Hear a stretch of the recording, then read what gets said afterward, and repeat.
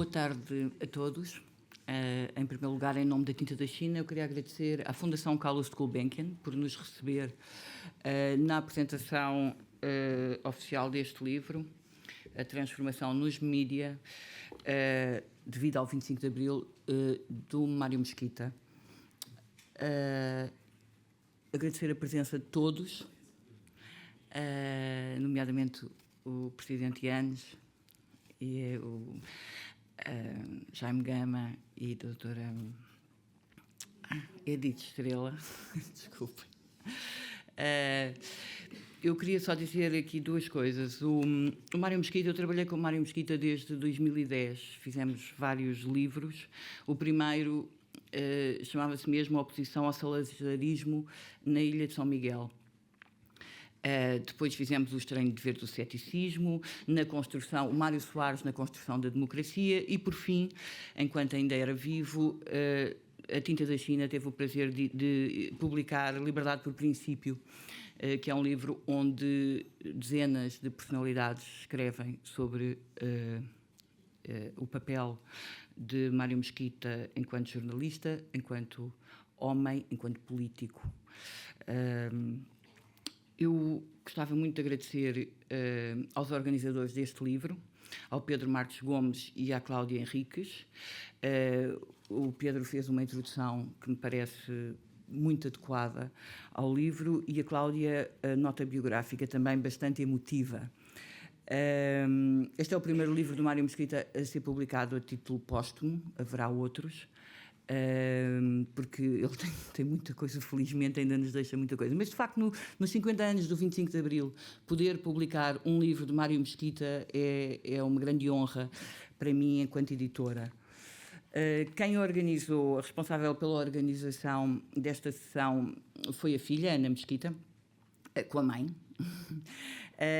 e convidou para um debate o Daniel Cruzeiro, a Cândida Pinto, Constança Castanheira, Guilherme de Oliveira Martins, José Rebelo, José Pedro Castanheira e Maria Antónia Paula. Eu acho que temos aqui um painel de excelência para comentar o trabalho de Mário Mesquita, nomeadamente estes textos em que ele mostra de uma forma muito evidente a diferença entre trabalhar na imprensa numa ditadura ou numa democracia, mesmo com os excessos que o início da democracia também teve. Portanto, para a Tinta da China é um grande orgulho. Queria agradecer a todos e chamo a Ana Mesquita. Obrigada.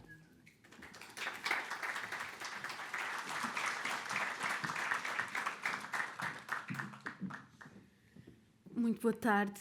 Serei muito breve, porque convidei este belo painel que tem coisas mais interessantes a dizer, mas queria, em primeiro lugar, agradecer à Gulbenkian por nos receber aqui. Temos, por coincidência, aqui alguém da casa. Muito obrigada, é um sítio que gostamos muito. Queria agradecer à Tinta da China e à Bárbara Bolhosa, num ano complexo, mais complexo ainda do que o habitual, em que havia muitos livros, acomodar este livro que não estava na agenda por amizade e respeito ao meu pai. Muito obrigada, Bárbara. E queria também agradecer à Cláudia Henriques, que, a convite do meu pai, participou neste livro e fez uma nota biográfica, como a Bárbara referiu, muito bonita e muito pessoal, fora da norma, como gostamos. E queria agradecer ao Pedro Marques Gomes, que fez a introdução ao livro, mas também fazer um agradecimento profundo em nome da família Mesquita por se ter tomado para si uma tarefa que era nossa e substituída à família na revisão deste livro, já que não era do nosso domínio, e que tem sido excepcional também na ajuda em tudo o que tem a ver com o espólio e a carreira do meu pai. Muito obrigada, Pedro. As meninas Mesquitas agradecem. Queria também agradecer ao meu querido Presidente Ramalho Yanes, à doutora Manuela, que fazem sempre de tudo para se desdobrarem e estarem a todo lado e não faltarem a ninguém e a nada, são as duas pessoas que me fazem pensar que se calhar a omnipresença é de facto uma coisa alcançável, porque acredito que estejam aqui em mais 5 sítios ao mesmo tempo. Ao querido Jaime e Alda Taborda, que não conhecem o meu pai desde o berçário, mas pouco faltou. E à doutora Edith Estrela, que agora já sabe que o mau feitio é transversal aos mesquitas, é transgeracional aos mesquitas, mas que espero também que saiba que, apesar disso, estamos muito gratas pela amizade que nos tem dedicado desde o minuto em que soubemos da morte do meu pai, toda a ajuda que nos deu. Muito obrigada.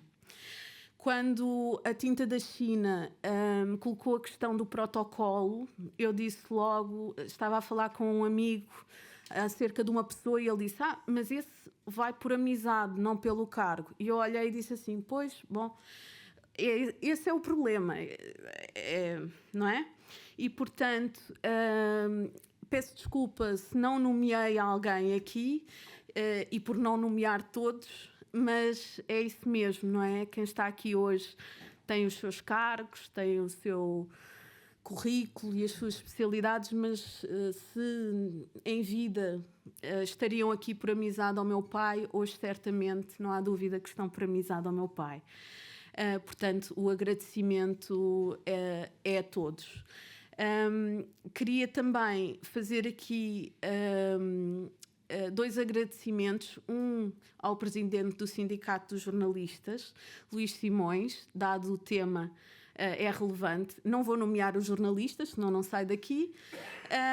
E queria também fazer um especial agradecimento ao professor Carlos Raleigh, que está ali escondido, que veio de propósito de São Miguel pela 2ª vez, porque a primeira data era o 5 de janeiro, e o PS marcou o congresso para esse dia, que é para manter a tradição, não é, de o meu pai e o PS e tal, e isto ser muito divertido. E, portanto, cabe-me dizer que escolhi este grupo de pessoas que achei que seria muito interessante e gostaria de vos dizer que às vezes fica assim um bocadinho aquela ideia do e agora, não é? Qual é o sentido disto tudo, não estando o meu pai presente? E depois, quando chegamos aqui, revemos os amigos e os colegas e os antigos alunos, e tudo passa a ter um sentido. Ele gostaria de estar aqui hoje, gostaria muito de estar aqui hoje e ver-vos todos aqui presentes.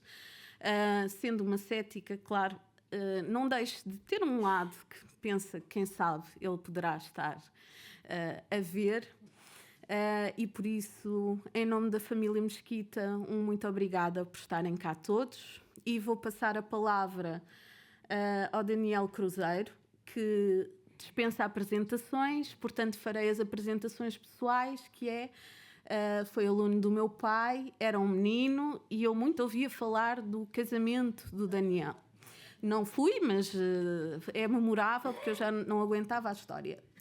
E tornou-se aluno, foi aluno e tornou-se amigo, e portanto hoje caiu-lhe aqui a batata quente de moderar estas 6 fantásticas pessoas. Espero que gostem. Muito obrigada mais uma vez a todos.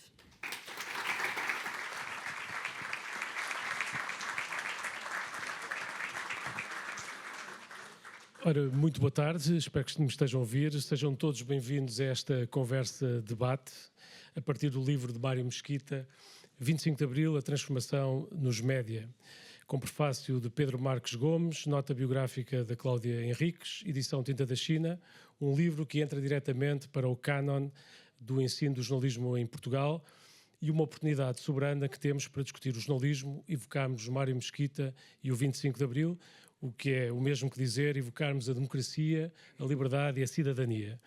Nestes dias difíceis, estranhos e opacos para o jornalismo, evocar Mário Mesquita tem qualquer coisa de contraciclo, mas é sobretudo uma afirmação de resistência. Antes de apresentar o painel de resistentes que tenho ao meu lado, gostava de todos nós sentíssemos hoje o ecoar nesta sala da memória daquela gargalhada do Mário Mesquita, como escreveu muito bem, inspiradamente, a Cláudia Henriques.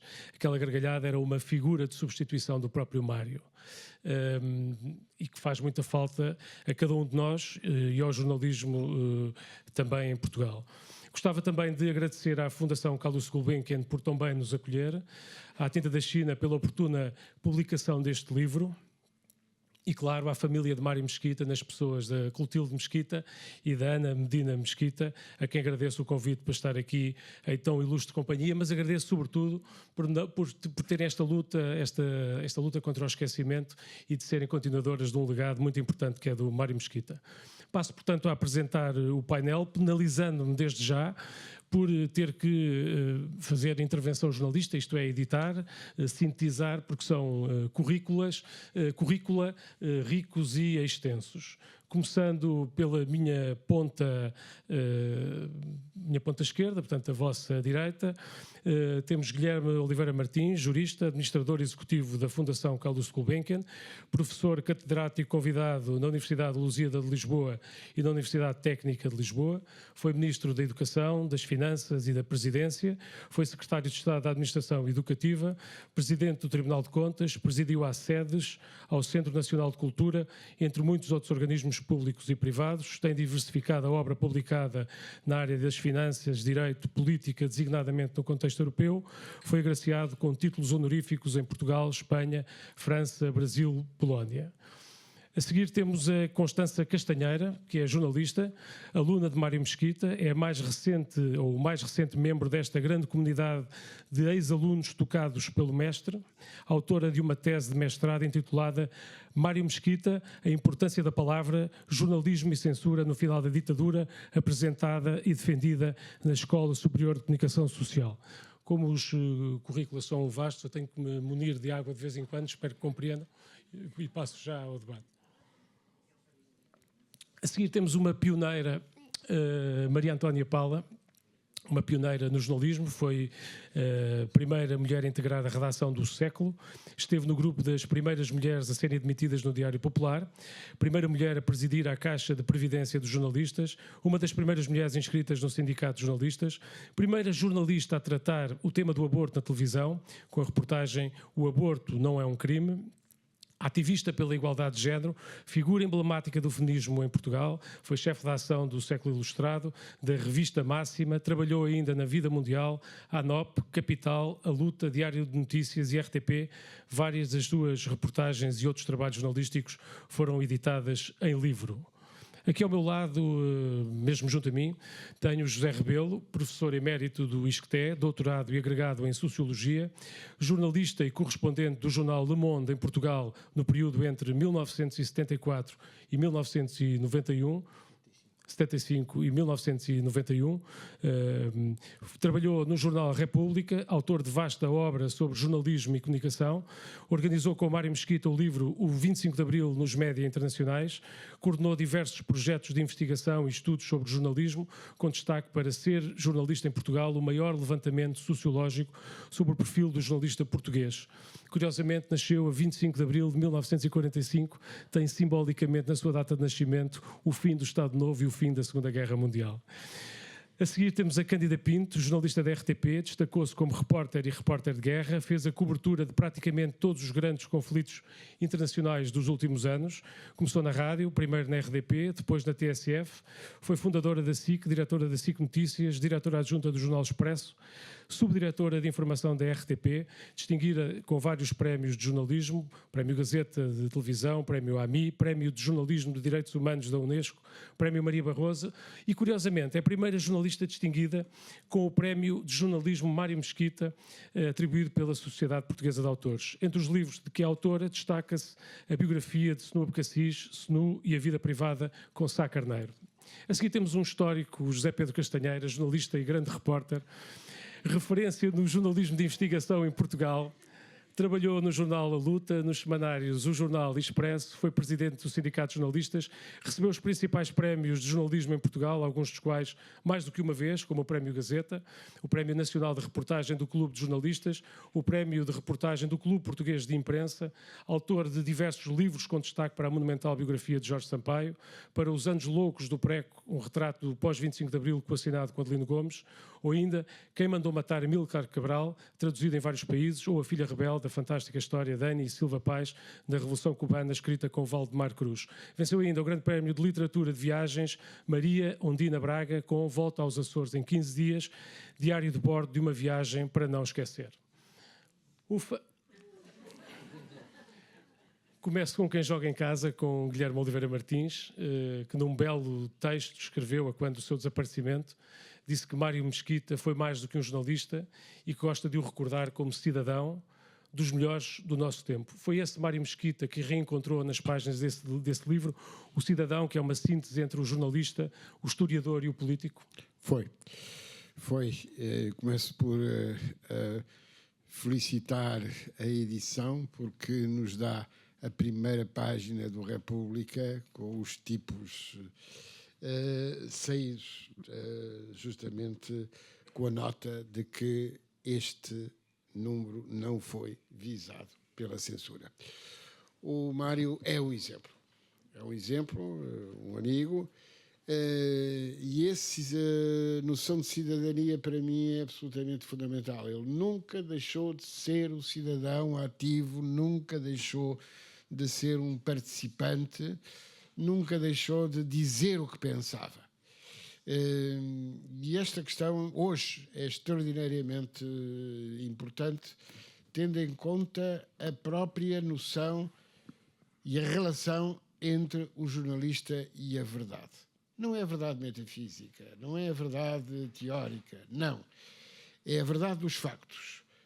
Ele considerava que o acontecimento era a base fundamental do seu trabalho.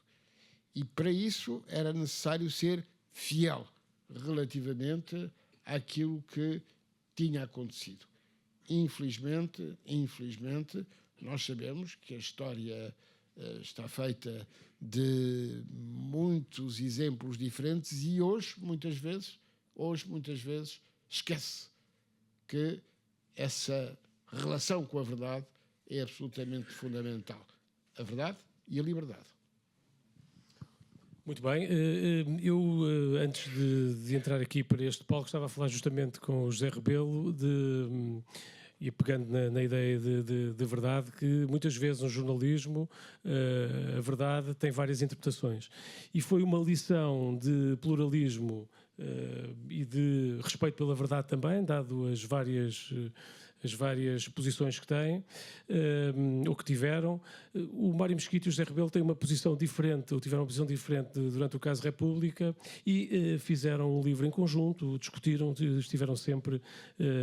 foram sempre parceiros de debate e discussão ao longo destes anos. Foram jornalistas interventivos, também no processo político, depois na academia foram analistas do trabalho jornalístico e mantiveram sempre perene essa pluralidade de discussão. Eu gostaria que, se calhar, começasse por aí, José Rebelo, na sua intervenção. Sim, nesse aspecto, o caso República é paradigmático. É que o Mário Mesquita é alguém que tinha convicções muito fortes. Não mudava assim de ideias com facilidade. Eu nunca assisti a nenhuma altura em que ele tivesse mudado aquilo que era a sua ideia. Mas, tendo convicções muito fortes, há uma característica dele que é um respeito absoluto pela opinião do outro, mesmo que essa não fosse a opinião dele. E o exemplo claro é, de facto, aquilo que nós pensámos e escrevemos, eu e ele, sobre o caso República. Aliás, é interessante que em 1994 o Mário Mesquita publicou um texto na revista História das Ideias, na revista de Coimbra, um texto sobre o caso República, que se chamava, não tenho aqui, o caso República, um incidente crítico. E no mesmo ano, num livro que o Mário Mesquita e eu fizemos em coautoria, A parte de texto que me disse respeito tinha a ver com o caso República e chamava-se Imagens de um Pretérito Imperfeito. Portanto, no mesmo ano, saem 2 textos, um do Mário Mesquita e outro meu, que apresentam 2 visões completamente diferentes, em alguns aspectos, eu quase diria, antagónicas, de um caso que correu o mundo, como sabem, o caso República.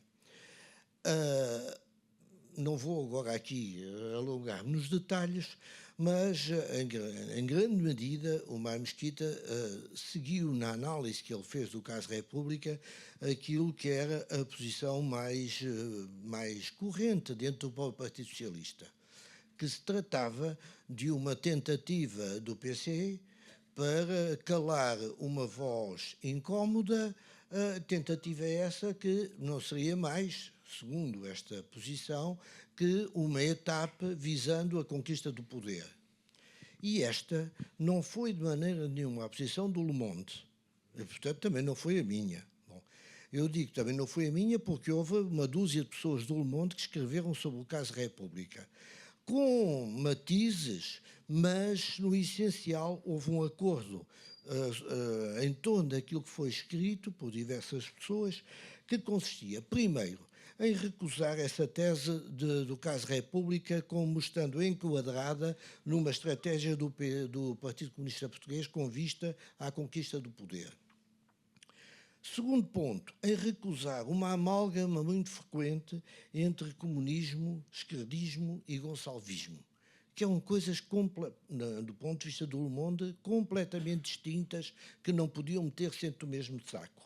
Terceiro, para o Le Monde, o caso República teria sido, sobretudo, em grande medida, um pretexto, uma grande ocasião, bem urdida e bem desenvolvida do Partido Socialista para impor a legitimidade revolucionária que até então era reclamada pelo PCP, uma outra legitimidade, a legitimidade eleitoral que teria sido conquistada nas eleições de 25 de abril de 1975, isto é, 3 semanas antes de eclodir o caso República.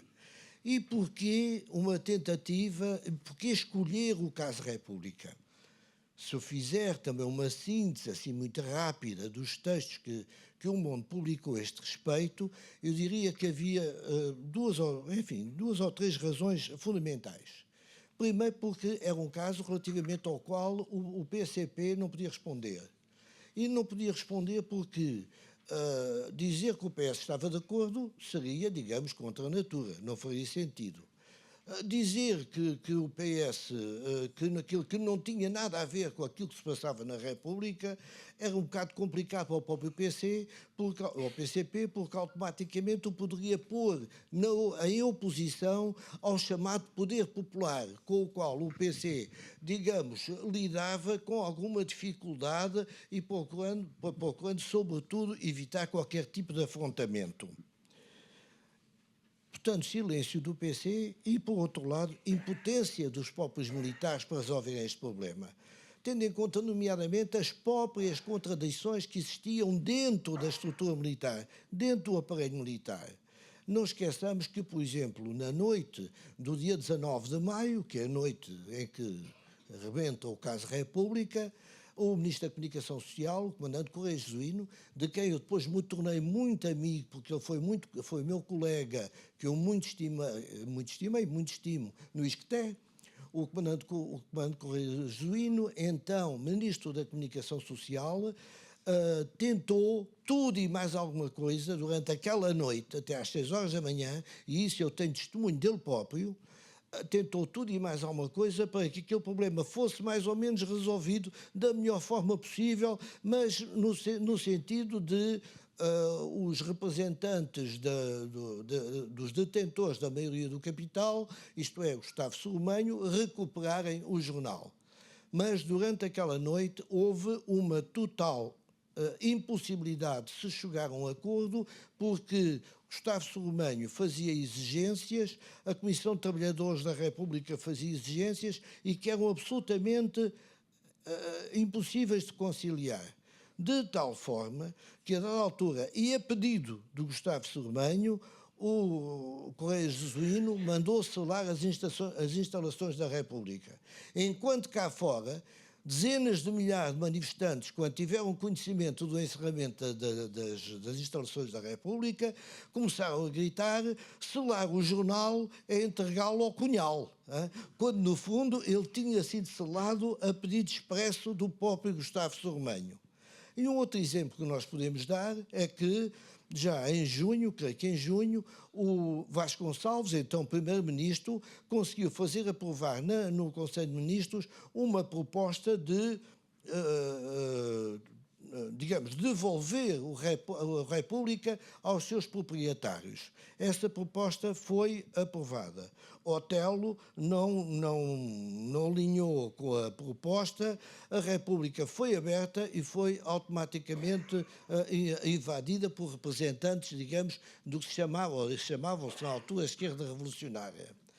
Depois passa em frente todos os outros elementos que o mundo destacou, mas há um que parece quase paradoxal, é que, a propósito do caso República, na sequência do caso República, o Partido Socialista, depois seguido pelo PPD, abandonou o quarto governo provisório e logo a seguir houve aquela gigantesca manifestação na Alameda Afonso Henriques. Ora bem, uma manifestação que, para o Partido Socialista, tinha tido como origem o caso República, e quando vamos a ver, quando esta manifestação tem lugar, a República já tinha saído de novo, era vendida nos quiosques e era, talvez, das folhas existentes nos quiosques, dos jornais existentes nos quiosques, aquele que mais cultivava a forma mais primária de anticomunismo, o que é, de facto, uma contradição. Bom, e isto foi sobretudo a posição do Le Monde, que em França provocou uma autêntica... foi um escândalo. Por razões que tinham em grande parte a ver com as eleições francesas. O Partido Socialista francês e o Partido Comunista francês tinham feito um acordo no Congresso de Épinay, que tinha tido lugar em 1972 ou 73, um acordo para a apresentação de listas comuns para eleições em França. E isto é um problema complicado. O caso República surge pouco tempo antes das eleições legislativas e cantonais em França, ou seja, as primeiras eleições que têm lugar em França após o Acordo de Épinay. Resultado, o caso República foi ótimo, foi um instrumento muito bom para o Partido Socialista francês, para encostar o Partido Comunista francês à parede e conseguir assim negociar posições vantajosas nas listas que seriam, digamos, em princípio, listas comuns. E permitiu também a François Mitterrand e a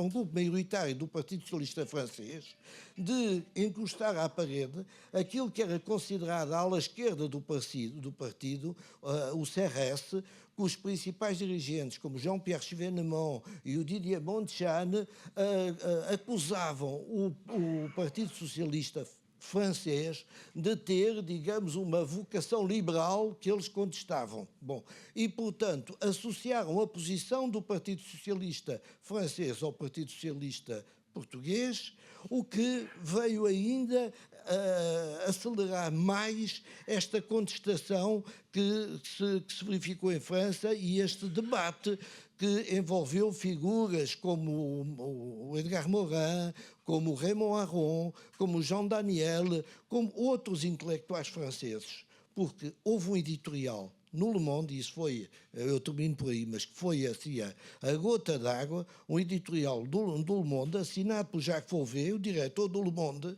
em que o Jacques Fauvet dizia: todos nós temos um grande respeito pela liberdade de expressão, mas a liberdade de expressão, digamos, compreende-se num país que já atingiu uma estabilidade democrática. Agora, num país que está num processo revolucionário, como é o caso de Portugal, a liberdade de expressão levada para a lei de alguns limites pode servir de instrumento a favor daqueles que durante anos lutaram, sobretudo, contra a dita liberdade de expressão.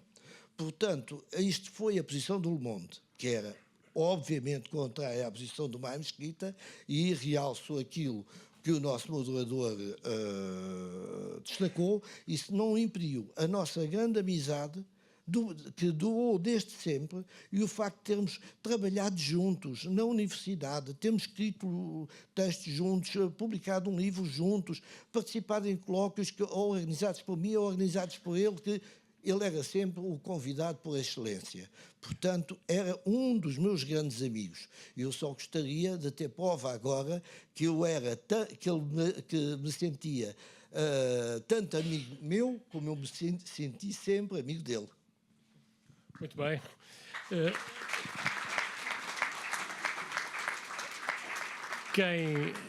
Quem quiser saber mais a fundo sobre o caso República e conhecer a fundo a posição de Mário Mesquita, é ler o livro, é comprar o livro e fazer o devido contraste com esta posição. Eu ia passar a palavra à Maria Antónia Paula, que também foi uma jornalista que viveu o processo político, que foi uma jornalista também observadora e interventiva no processo político, tal como a Mário Mesquita, para lhe pedir... eu, quando ouço falar do caso República, deste período, com esta paixão, começo a pensar se nós não caminhamos para um jornalismo se calhar mais escasso de ideias, de discussão, de referências, de cabelos brancos nas redações, uma perda de poder simbólico do jornalista no contexto na economia da empresa jornalística.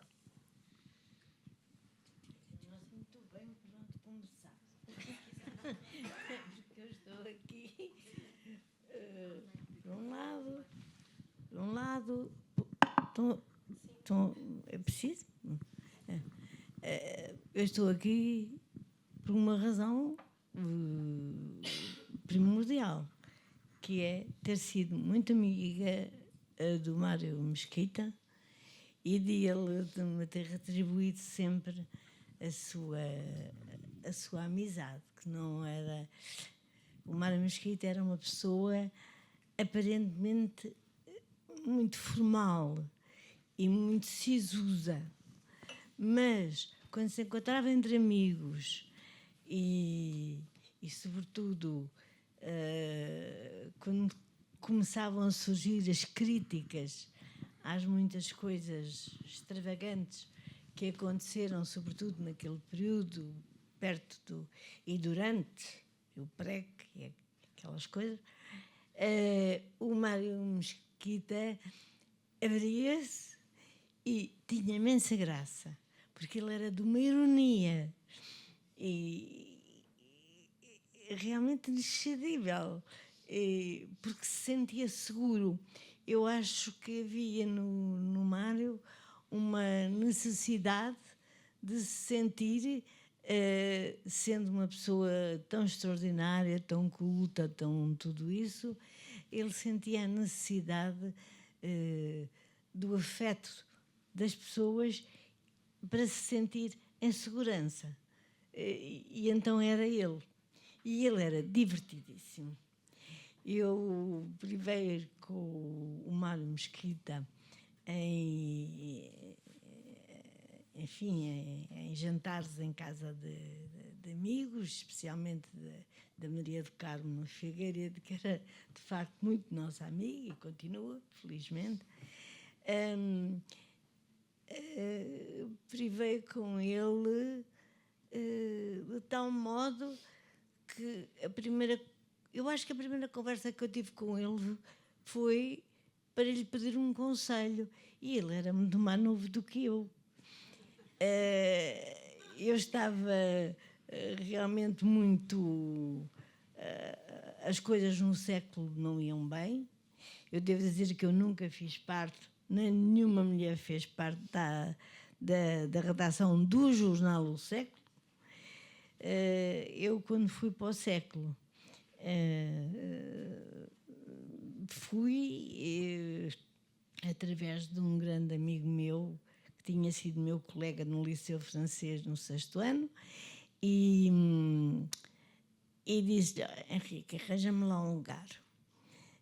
Eram as Cunhas, porque em Portugal Eram as cunhas. Eu não tenho nada contra as cunhas, que não sejam maldosas. Eu acho que há boas e más. Eu acho que aquela foi boa. Eu precisava de trabalhar, estava sozinha com um filho que precisava de criar e educar. E o Henrique disse-me: para onde é que tu queres ir? Eu quero ir para o Século Ilustrado, porque o Século Ilustrado era considerado uma revista popular e eu queria exatamente escrever para esse público. Aliás, tinha começado por aí no Diário Popular, que era também considerado um jornal enfim, em que o público era mais ou menos... Era considerado um jornal popular. Pronto. Porquê? Por uma razão muito simples. Porque eu sempre achei que a nossa profissão de jornalista estava intimamente ligada à política. E como eu tinha nascido, vivido, ser criada e continuava, eu tinha vivido num meio republicano, não católico. A minha mãe era católica, mas a minha mãe como mulher não andava, não é? Mas eu achava que o país, o jornal, o século e por simpatia, todas as revistas que o século publicava, a Vida Mundial, que era sobretudo dedicado à informação estrangeira, o Século Ilustrado e até o que mais vendia, que era Mulher e Modas e Bordados, que tinha sido dirigido por uma mulher extraordinária, que é a Dona Maria Lamas, e que realmente que formou uma geração. Eu pertenço a essa geração. Eu tinha 18 anos quando a conheci e ela devia ter os seus 60 e ficámos amigas até à morte. Tínhamos as conversas mais íntimas que se pode ter, mas eu nunca escreverei sobre essas intimidades porque eu prometi-lhe que não fazia. E assim é. Mas tenho escrito muito sobre a Maria Lamas, porque é uma mulher realmente que andou muito à frente deste país. Era uma mulher como a doutora Helena Guimarães, que olhava lá para fora. Mas, ao contrário da doutora Helena Guimarães, que quase não saía de casa, a Dona Maria Lamas viajava pelo mundo e, enfim, tinha as suas ideias. Nunca cheguei bem a concluir quais eram, mas de facto era uma mulher fora de série e formou-nos. Em relação ao Mário Mesquita, nós achávamos que era preciso utilizar todos os nossos meios que pudéssemos contra o regime. Eu acho que pensava que todos os dias eu tinha que fazer qualquer coisa contra o regime. E então fui procurar a República e disse-lhe: Oh Mário Mesquita, havia duas hipóteses. Saindo do século, tinha aparecido o Jornal Novo, fala-se aqui de novas, e ia abrir a luta em substituição do República, que tinha sido fechado. E então eu disse: estou hesitante. No século estava já... O século foi tomado, éramos 500 trabalhadores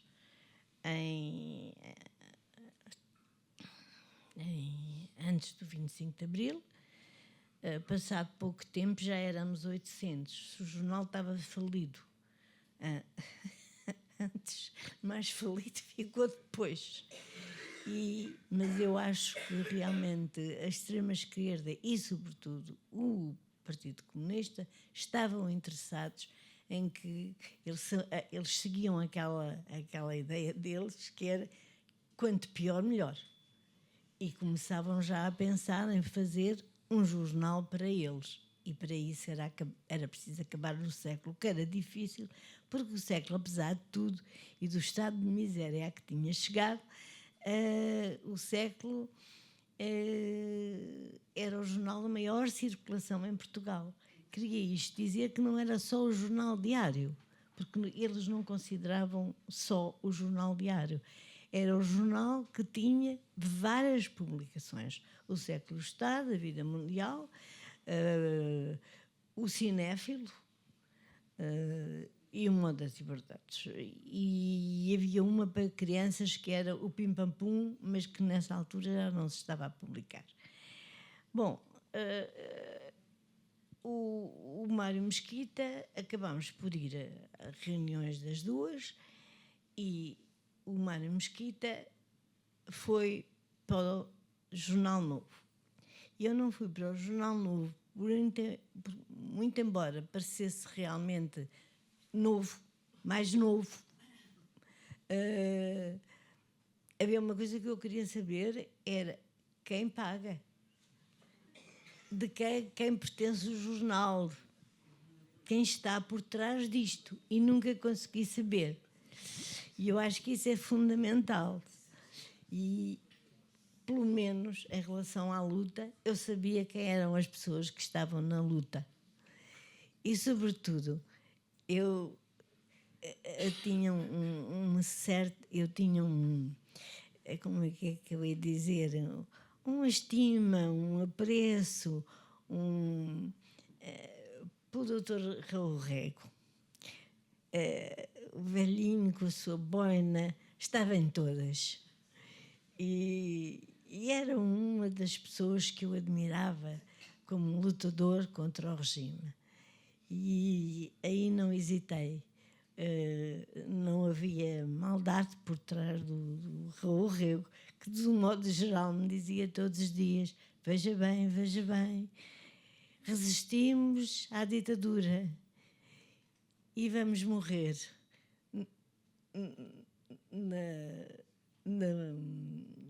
como se diz? Lá, ajuda-me. E vamos morrer em democracia, exatamente. E eu tinha uma peninha daquele senhor.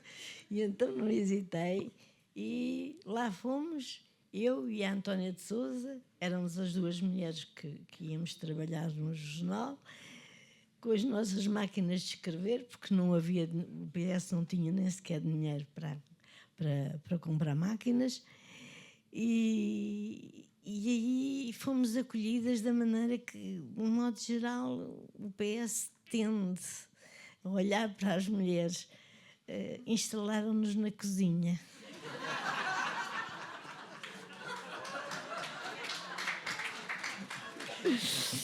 Mas nós trouxemos-lhes a volta.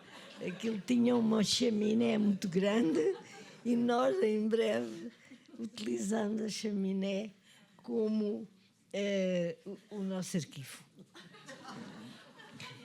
E ali fiquei um ano, até que o jornal acabou com um lucro de 3.000 contos, o que naquela altura era muito.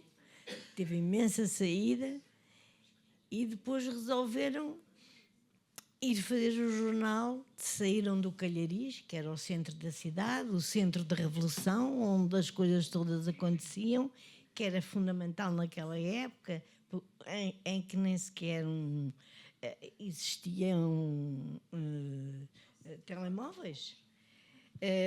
E o jornal não tinha dinheiro para ter carros para a gente se movimentar de um lado para o outro, e eu também não tinha, porque não tinha dinheiro. E então, tiveram esta ideia peregrina, como lhes tinham dado uma tipografia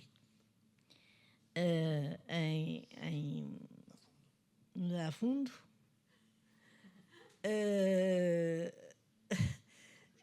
fomos todos para o Dá Fundo.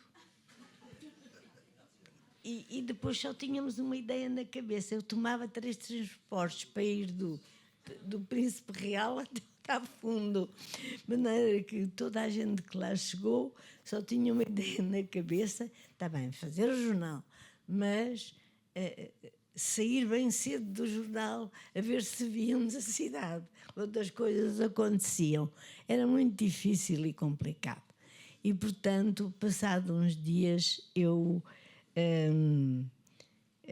que tinha passado um ano no Sindicato de Jornalistas a colocar os despedidos do século, porque, entretanto, por uma implicação qualquer do governo, o século tinha sido fechado e reinava, apesar de toda a nossa luta que ali desenvolvemos, foi o jornal que mais lutou contra o PREC, naquilo que o PREC teve de pior. E dou-vos um exemplo. A primeira coisa que fizeram assim que o século foi nacionalizado, a tendência comunista do século tomou conta da Comissão de Trabalhadores e instituíram uma coisa que se chamou a Comissão Crítica, enfim, a censura, que eu denunciei ao Conselho de Imprensa, que entretanto foi uma instituição muito, muito importante nessa altura, porque era constituída por representantes de todos os elementos que participavam na informação, na comunicação social, diga-se imprensa, porque a rádio e a televisão estavam fora disso, e ali lutámos 6 meses sem ordenado e fazendo sair o jornal que eles faziam e que era queimado nos sítios em que era distribuído, porque ainda havia carros, ainda faziam o jornal, mas o jornal, como todos os outros jornais, não tinham-se tornado uma espécie de boletins de comissões de trabalhadores, se é que essas comissões existiam. Ali existiram e foram muito prejudiciais ao jornal.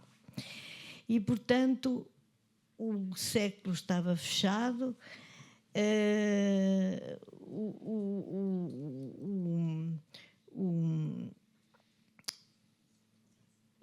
o Mesquita, imediatamente, o Mesquita estava no Diário de Notícias, não era?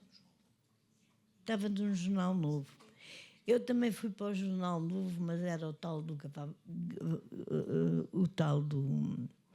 do Dá Fundo. Eu nunca acreditei que um jornal se pudesse fazer no Dá Fundo, que o Bairro Alto é que era, porque as notícias circulavam. Nós almoçávamos todos, os jornalistas de todos os jornais que tinham sede no Bairro Alto, almoçavam todos uns com os outros. Uma vez num restaurante, outra vez no outro. Havia uns sítios mais certos, outros menos. Mas... E realmente trocávamos muita informação, porque, exceto algumas pessoas um bocado sui generis, que não davam, sabiam uma coisa, mas escondiam para eles para dar uma caixa. Eu era contra as caixas, eu dizia tudo a todos, o que sabia, e depois cada um que tocasse guitarra. Portanto... assim se passou. Quando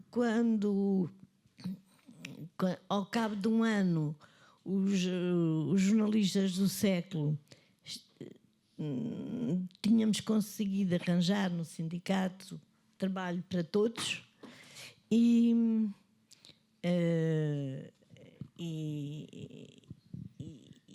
pronto, depois apareceu a ANOP. Enfim, não era bem um jornal, mas eu tive sorte porque havia, como eu sempre fiz coisas grandes, não gosto de fazer notícias, vendiam as minhas coisas para o Expresso. Bom, e outros também, quer dizer, outros, estava lá o Mega Ferreira, na minha secção estava o Mega Ferreira, estava, sei lá, uma série de excelentes jornalistas e éramos considerados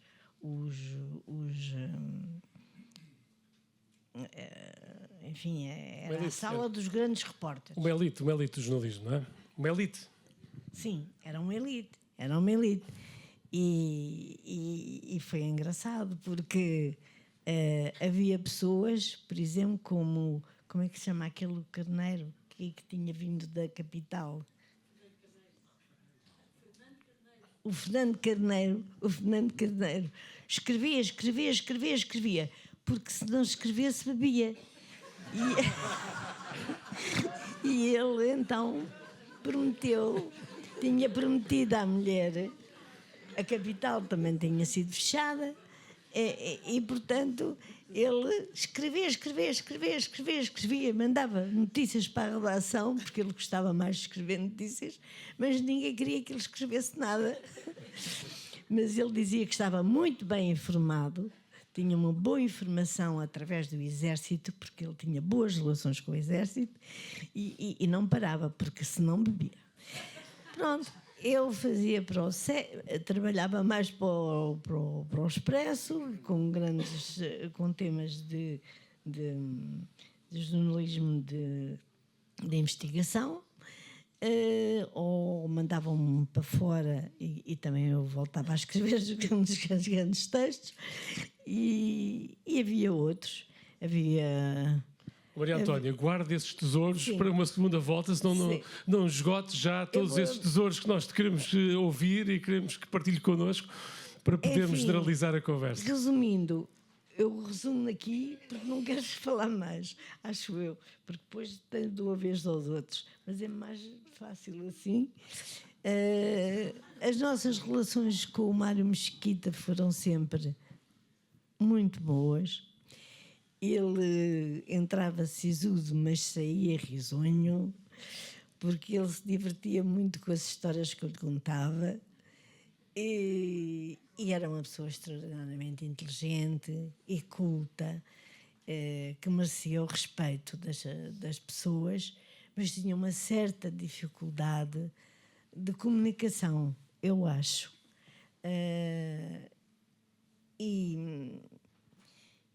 E, no entanto, ele queria mudar as coisas, mas havia qualquer coisa que o prendia a um formalismo, de que ele esteve sempre agarrado, porque ele achou que era o melhor. E, no entanto, se lerem este livro, ele está continuamente a contar uma frase que disse o Jean-Paul Sartre quando veio a Portugal fazer uma conferência, que, falando da imprensa portuguesa, disse que nada explica. Eu acho que isto não mudou. Sobretudo com as novas... a introdução de regras que são muito boas, talvez, para a empresa saxónica, mas a nossa língua não é essa. E para se escrever e prender os leitores em Portugal, eu acho que é preciso que as pessoas percebam aquilo que lá está escrito. E isso tem que ser com mais letras, com mais palavras. E foi assim aos poucos. Entretanto, houve também as lutas todas entre foi mais o Partido Comunista e a extrema-esquerda que se lançou, de facto, chegou a acreditar que iríamos realmente marchar para outra ditadura, que era a sociedade sem classes. E então tudo isso se juntou, o resultado estava à vista. Os jornais desapareceram. Restam dois, restam público, não é? E o Expresso. O Diário de Notícias já quase não existe. De maneira que isto é uma tristeza. Eu acho que nós continuamos a ter uma imprensa, uma televisão e uma rádio que não explica. Não sei se pode chamar a isso censura, não é, não há um gabinete de censura, mas há outras coisas. É que a gente trabalhava mesmo de graça. E agora as pessoas trabalham sobretudo para ter um emprego. Também é uma coisa importante. E oxalá não se... Enfim, que as coisas melhoram, sigam para a frente, mas as notícias que temos do que se passa na redação, das narrações, não são muito animadoras. Há muito pouco tempo, na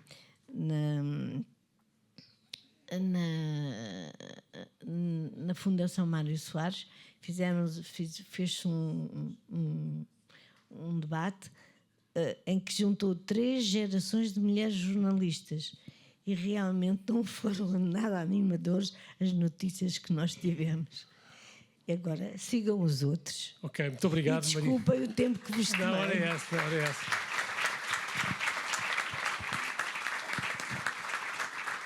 Ora é essa, nós é que agradecemos essa memória viva do jornalismo.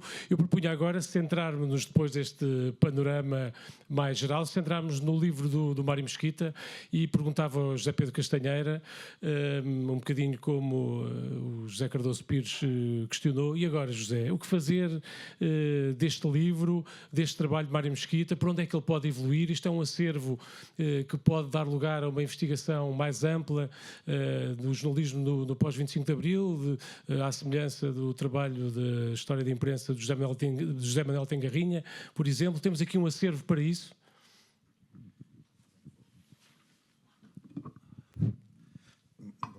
Boa noite. Boa noite a todos. Falo-vos este histórico do jornalismo, não é? Que gosta muito de notícias e de caixas, ao contrário da Maria Antónia. Eu trabalhei com ela no mesmo jornal. Eu entrei na profissão praticamente na luta. Era um menino, exatamente, não é? Ainda sou.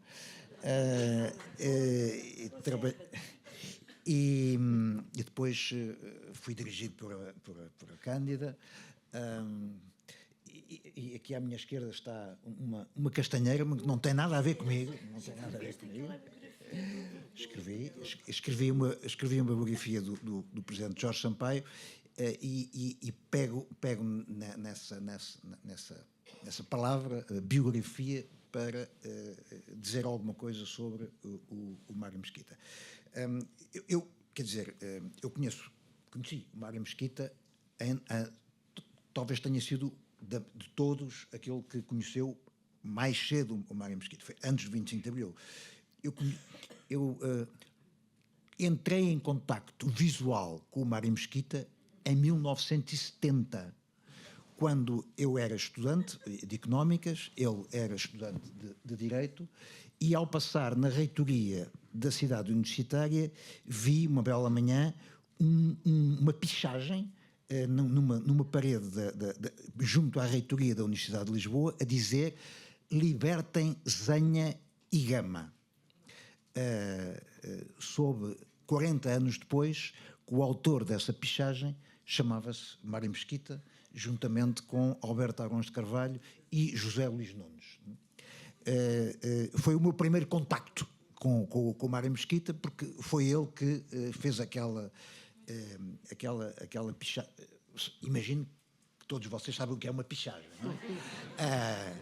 Na altura, o Jaime Gama estava preso, tinha acabado de ser detido pela DGS, juntamente com o Salgado Zenha, e um ano depois conheci pessoalmente o Mário Mesquita na Juventude Universitária Católica. Ele não era na JUC, ele não era da JUC, mas eu era. Mas ele frequentava a JUC porque tinha amigos que eram jucistas, eram dirigentes da JUC. Está aqui outra pessoa na segunda fila, que é o Luís Castro Mendes, que também de vez em quando ia à JUC, conheci-o nessa altura, eram colegas do meu cunhado José Leitão. Estamos num mundo muito pequenino, não é? Conhecíamos quase todos, ou passámos a conhecer quase todos. Foi lá que eu conheci o Alberto Agões de Carvalho, foi lá que eu conheci o Mário Sotomé Cardia, foi lá que eu conheci o António Reis. Nenhum deles era católico, mas eu suponho que o Jaime Gama terá ido também uma ou outra vez. Participavam em atividades desenvolvidas pela JUC de caráter cultural. Lembro, por exemplo, de um colóquio interessantíssimo sobre cristianismo e marxismo, em que um dos intervenientes foi justamente o Mário Sotomé Cardia. Do lado dos marxistas, do lado dos cristãos, foi o padre João Resina Rodrigues. Encerro esse parênteses para dizer que, retomar então a história da biografia. Porque é que a biografia me vem à memória, ou me vem à cabeça, quando vejo, quando leio, ou quando li este livro? Eu devo dizer que eu já conhecia quase todos estes textos, que são... isto acaba por ser uma antologia, uma compilação de textos do Mário Mesquita, alguns deles datados, evidentemente, não é? Mas muito interessantes e que, de certa maneira, constituem uma espécie de compêndio obrigatório para quem queira conhecer a história da comunicação social, designadamente imediatamente a seguir ao 25 de Abril. Não é? Desse ponto de vista, eu acho que devia ser um livro obrigatório nas escolas de jornalismo e de comunicação social.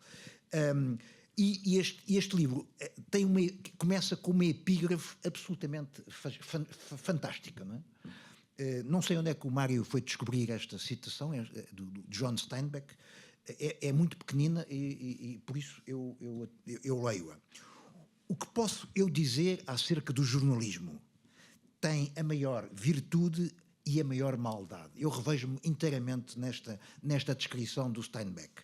É a primeira coisa que os ditadores controlam. É a mãe da literatura e o responsável por muita porcaria. Em muitos casos é a única história que temos e, no entanto, serve de instrumento para as piores pessoas. Mas durante um longo período de tempo, e por ser o produto de tantas pessoas, é talvez a coisa mais pura de que dispomos. A honestidade tem formas de se impor, mesmo quando não é essa a intenção. E acabo esta citação do Steinbeck, que é absolutamente fascinante e que eu assino por baixo esta definição do jornalismo. Não sei quando é que ele terá escrito isto. O livro em que o Mário foi buscar é de 1976, mas isto, do meu ponto de vista, é uma excelente síntese do que é o jornalismo, designadamente em Portugal, em 2024. E, na última página, o livro, portanto, abre com esta epígrafe e acaba com uma breve nota biográfica do Mário Mesquita, da autoria da Cláudia Henriques. E diz ela, na última página, que é a última página do livro, que Mário Mesquita merece não uma nota biográfica, mas sim uma biografia. Estou inteiramente de acordo. Não estou a oferecer para escrever a biografia do Mário Mesquita, evidentemente, não é? É uma tarefa para um histórico. Não, de maneira nenhuma, mas até porque, enfim, já não tenho arcabouço e os meus netos ocupam-me quase todo o tempo, não é? E, portanto, mas para uma eventual biografia de Mário Mesquita, que me parece absolutamente indispensável, há quatro momentos que eu atrevo-me a dizer que são obrigatórios. O primeiro momento é a sua passagem pelo Diário de Notícias, não é? O Mário Mesquita começou na profissão aos 21 anos, eu entrei um pouco mais tarde, aos 22, éramos putos, não é? Jornalistas com 21 e 22 anos, não é? Com responsabilidades. Eu nunca tive responsabilidades. Enfim, nunca fui nem editor, nem diretor. Mas o Mário foi diretor, entrou na direção do Diário de Notícias aos 25 anos. O Diário de Notícias, na altura, era o maior jornal português. Agora já não é. Agora, para quem queira saber, o Diário de Notícias está a um ponto em que vende 1.176 exemplares por dia. Repito, 1.176 é o fruto de tudo aquilo que se tem passado nos últimos anos no Diário de Notícias. Não é? E houve alturas em que vendia 120, 130, quantos exemplares a mais. A passagem do Mário durante 11 anos na direção do Diário de Notícias é absolutamente marcante, não apenas para a história do Diário de Notícias, mas para a história do jornalismo português. Se me perguntarem, eu já sou jornalista vai fazer 50 anos. Sou velho como a Sé de Braga. O Maria Antónia, somos. Se me perguntarem quem foi o melhor diretor de imprensa, diretor de órgão de informação em Portugal, eu hesito. Direi 2 nomes, mas o Mário Mesquita faz parte dessa dupla. O segundo nome é o Vicente Jorge Silva. Infelizmente eu não trabalhei com nenhum deles, mas cruzei-me muitas vezes com ambos e em particular com o Mário Mesquita. Ele desafiou-me para entrar na sua aventura do Diário de Lisboa, que esteve, enfim, 8 ou 9 meses, não é? E depois também, mais tarde, eu não aceitei, na altura já estava no Expresso, tinha trocado o jornal pelo Expresso, precisamente nessa altura em que o Mário e a Diana Andringa, e o António José Teixeira, e o Rodrigues da Silva, e outras pessoas que talvez aqui estejam, avançaram com essa experiência pioneira de um vespertino a sair em Portugal ao meio-dia, antes da hora do almoço, que estava na estrela, estava escrito no céu que iria fracassar, evidentemente, não é? Mas eu não entrei nessa aventura, com pena minha, mas também já tinha uma família para tratar, não é? Para acompanhar, e mais tarde desafiou-me para escrever um livro que viria a ser editado pela Tinta da China, que é a história dos Debney dos Açores, não é? Também não pude. Quem acabou por escrever esse livro foi a Maria Filomena Mónica.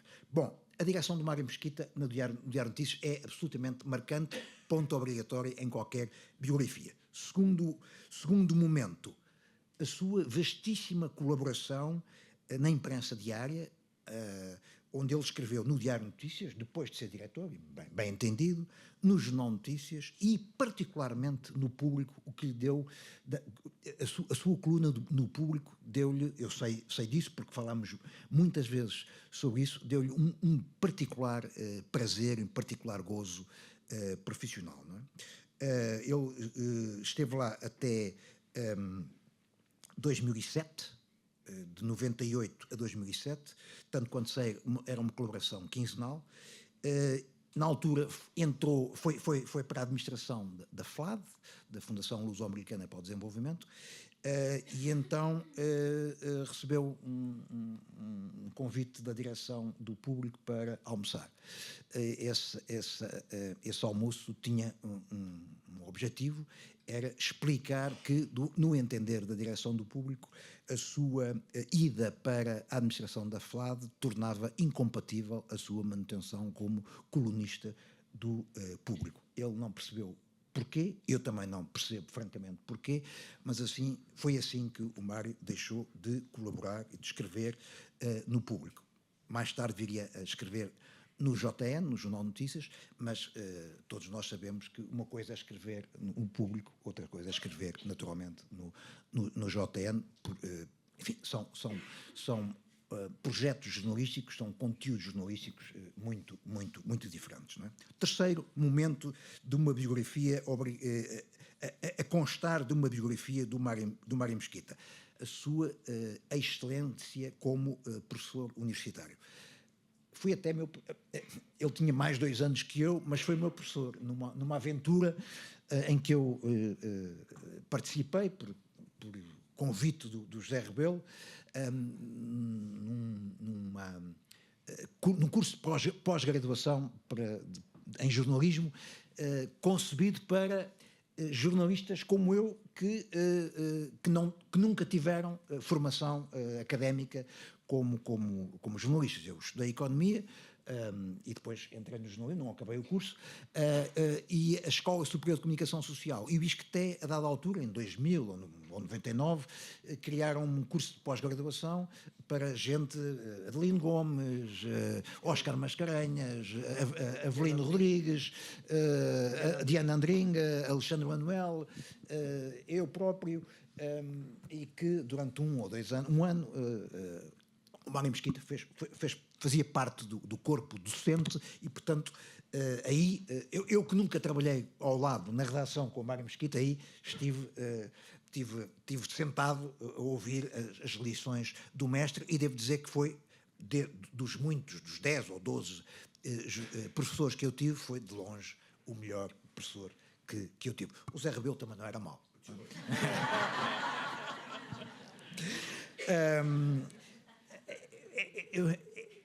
E a mim custou-me muito ver, já no final de vida, que o Mário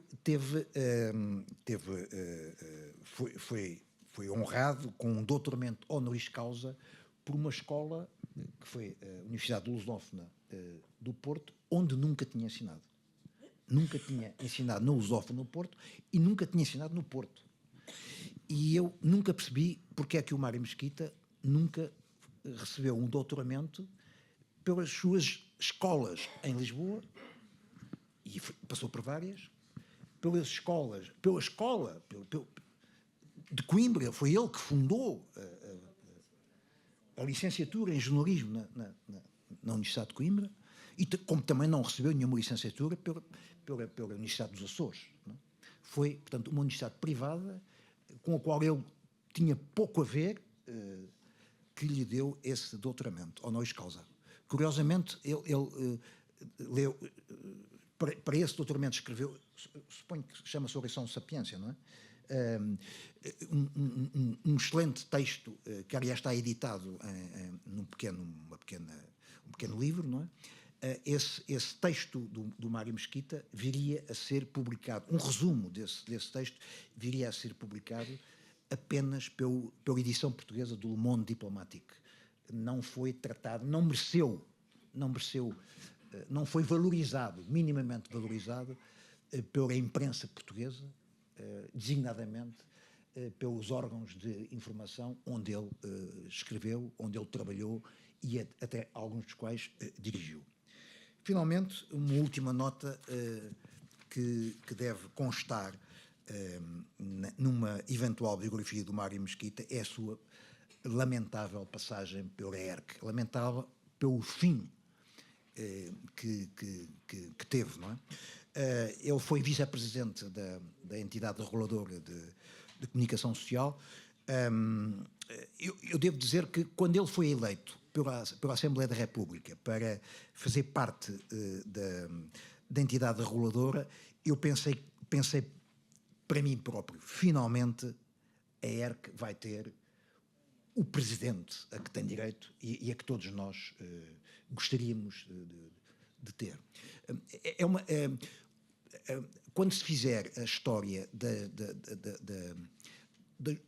sucessivas instituições destinadas a regular ou superintender a comunicação social em Portugal, haverá sempre um ponto que marca todas estas instituições. São várias. É o Conselho de Comunicação Social, depois a Alta Autoridade para a Comunicação Social e, finalmente, a atual Entidade Reguladora de Comunicação Social. Os jornalistas, que são aqueles que são os principais agentes da comunicação social, nunca se sentiram minimamente representados pela figura que representa, que dirige, pela expressão de nenhuma destas entidades. Não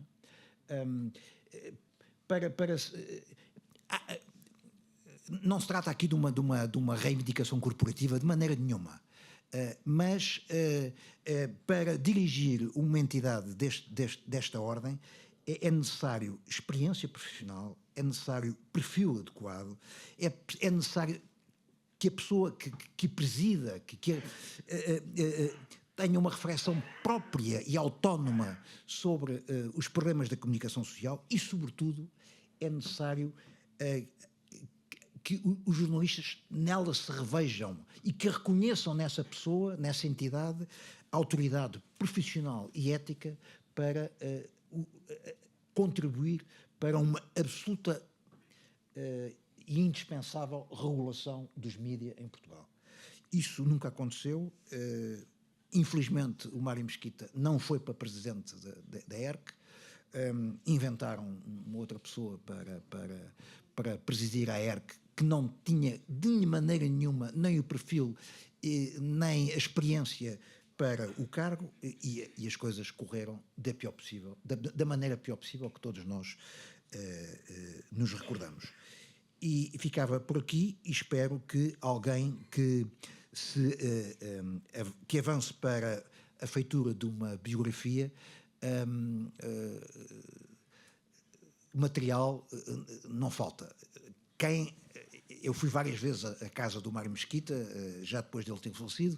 Fui várias quando ele vivia na Rua de São Bento, mas depois dele ter falecido fui várias vezes com a Ana e com a Clotilde à sua casa, e a documentação vastíssima, não só de livros, mas a documentação que lá está, alguma dela provavelmente até no disco rígido do computador, são, digamos, a promessa de que há muita coisa para investigar, há muita coisa para escrever, porque a biografia de Mário Mesquita será absolutamente fascinante e obrigatória para quem quiser aprender, estudar e conhecer o que foi a comunicação social nos últimos 50 anos.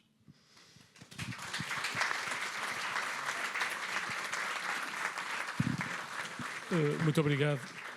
Muito obrigado, José Pedro. Eu permito-me só, reforçando até essa presença do Mário Mesquita na ERC, era importante também dizer que muitas das posições que o Mário Mesquita tomou na ERC foram muito importantes e causam até jurisprudência ética para a prática jornalística, ou seja, não foi uma experiência toda perdida desse ponto de vista. Eu passava a palavra à Cândida. Não falámos ainda de televisão, apesar do Mário Mesquita defender que foi na televisão que que a televisão foi o alvo prioritário de estratégias dirigistas, sempre a zona mais apetecível do controlo político. Já fizemos caminho nesse ponto de vista. Hoje é completamente diferente. Mas as redações hoje têm este pulsar que já tiveram em redações em que já coincidimos, nomeadamente na SIC, ou são realidades mais amorfas. Não sei se este é um tópico, podemos começar por aí, e também falares de alguma maneira. Tu trabalhaste sempre em liberdade e em democracia, tiveste essa fortuna, tal como eu, mas visitaste muitos países em que não era assim. Portanto, tu podes ser um bom testemunho do que é importante trabalhar em liberdade, e numa altura em que há discursos muitas vezes revisionistas sobre o 25 de Abril, que não alcançou isto, não alcançou aquilo. Bom, para nós, para a nossa atividade jornalista, foi fundamental, não é? Claro. Boa tarde a todos. Sim, eu acho que há diferenças muito grandes entre aquilo que se passa nas redações atualmente e aquilo que se passava no tempo em que Mário Mesquita frequentava as redações. Eu nunca trabalhei diretamente com Mário Mesquita em nenhuma redação, conheci-o, conversei com ele várias vezes, foi sempre de uma amabilidade e de uma simpatia extrema, e fiquei muito honrada em receber, em me ser atribuído o primeiro prémio Mário Mesquita, que foi para mim uma surpresa também. Há coisas muito diferentes e há coisas que são exatamente iguais. Ou seja, eu acho que aquilo que move o jornalista são aqueles princípios que o Mário Mesquita sempre enunciava. Isso é inalterável. Ou seja, as questões do estar no sítio onde as coisas estão a acontecer, as questões da liberdade, as questões da verdade, a questão tem a ver com a aproximação aos factos, com o contraditório e com a tolerância. esses valores são valores que Mário Mesquita praticava e ensinou nas várias faculdades por onde lecionou, e são valores absolutamente fundamentais hoje em qualquer circunstância e em qualquer redação. Obviamente que o mundo mudou muito, creio eu, nos últimos 50 anos, ou pelo menos nos meus 30 anos de profissão, eu senti-o mudar muito, e há mudanças que têm a ver com a tecnologia, há muitas mudanças que têm a ver com a tecnologia, e há algo que vem aí, creio eu, ainda de uma forma mais grave e mais drástica do que aquela que se apresenta hoje, que é a questão da desinformação, que é a capacidade de fabricar notícias até em vídeo, e a dificuldade de desmontar essas notícias. O Financial Times trazia este fim de semana um artigo muito interessante em que apresentava uma fotografia de um beijo na boca entre Joe Biden e Donald Trump, e o título era Fake, portanto é mentira. E depois desenvolvia um artigo sobre, fazia uma comparação entre os falsificadores de arte e aquilo que estamos a assistir atualmente, que é a possibilidade de falsificar vídeos, de falsificar os discursos das pessoas. Portanto, o que é que isto requer de nós, jornalistas, hoje nas redações? Somos mais importantes e mais urgentes do que nunca. Sendo que, para qualquer jornalista, o seu único património é a credibilidade. É isso que faz dele um jornalista diferente. E é isso que faz dele um jornalista inteiro. E, portanto, esse património da credibilidade é cada vez mais importante no momento em que essa proliferação de meios que conseguem manipular o vídeo, nomeadamente, e isto para a televisão e para as redes sociais, é uma questão muito séria. E, portanto, aí o jornalismo, acho eu, é tão ou mais importante hoje do que foi nas últimas décadas do nosso país. Hoje assistimos talvez aquilo que eu sinto atualmente. Eu vivi uma época maravilhosa que partilhámos na mesma redação. Foram os anos 90, onde surgiram muitos meios escritos, rádios, televisões, e houve, do meu ponto de vista, houve um refrescar, deram-se passos em frente na ousadia, em criar, em fazer jornalismo de uma outra forma. Ultimamente nós temos sentido alguma retração. Por um lado tem a ver com os meios de financiamento, e no final de 2023 e o início de 2024 é nesse aspecto um período negro com o que se está a passar no Global Media e com aquilo que estão a passar os nossos colegas nesse grupo. Portanto, há um enfraquecimento, há uma maior precariedade, e claramente um jornalista precisa de ser independente de todas as formas, na forma de pensar, mas também na forma de organizar a sua vida. E, portanto, e está sujeito a muitos constrangimentos. Por outro lado, também existe hoje uma concorrência, às vezes direta, outras vezes indireta, mas é algo que todos os jornalistas sentem hoje na redação. Houve um acelerar dos tempos. Os jornalistas hoje têm que responder muitas horas seguidas e têm que dar muitas respostas em pouco tempo, e, portanto, isso por vezes pode tornar o jornalismo menos incisivo, mas isto não deixa de... não retira o espaço que existe para o absolutamente necessário jornalismo de investigação. E, portanto, enfim, nós não temos muito, mas temos no jornalismo em Portugal, nos meios de comunicação social em Portugal, jornalistas que o praticam, felizmente, e redações que abrem essas possibilidades. Sendo que, e eu digo por experiência própria, o jornalismo de investigação é um ato extremamente duro e solitário. Este senhor sabe do que é que falo. E não há muitos jornalistas disponíveis para se lançarem a um trabalho que é duro, solitário e que nunca está garantido o seu sucesso. Portanto, da parte dos órgãos de comunicação social também é um investimento que nunca está garantido. Portanto, dizer só que não há mais jornalismo de investigação em Portugal porque os órgãos de comunicação social, os mídia, não abrem possibilidades disso, é curto. Porque é preciso que existam, de facto, pessoas disponíveis para se mandar para essas tarefas, que são tarefas, por vezes, bastante ingratas. Portanto, são novos tempos, acho que temos que continuar atentos, rigorosos, despertos e não manter a paixão pela mais bela profissão do mundo.